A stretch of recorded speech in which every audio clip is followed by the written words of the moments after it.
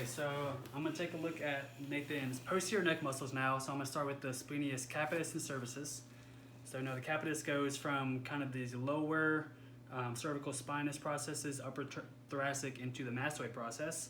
And then the cervicis from the upper and middle thoracic spine up into the upper cervical transverse processes.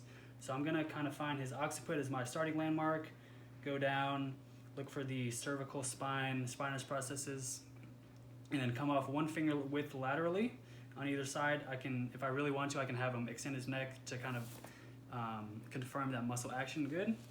And then just palpate for that muscle belly. So I want to make sure with this needle, I want to stay posterior to the transverse processes. So I'm kind of halfway in between the spinous and the transverse processes along that lamina. That's kind of my backdrop, just to avoid that vertebral artery, anything in the anterior neck that I would want to avoid precaution-wise.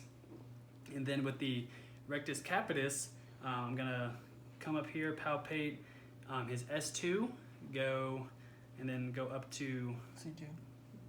C2, not S2. C2, go up into the occiput just superior to that, kind of find that insertion a little bit laterally along the inferior nuchal line.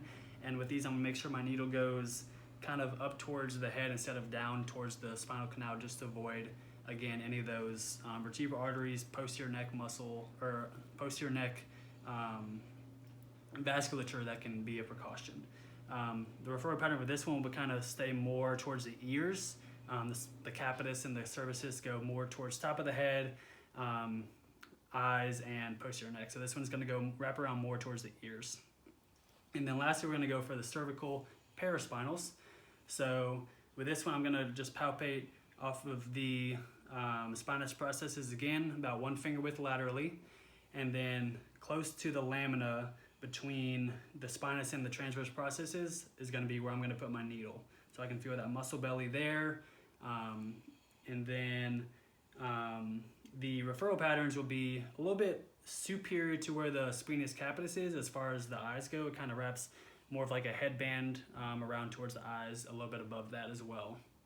And you can have some referred pain into that posterior neck.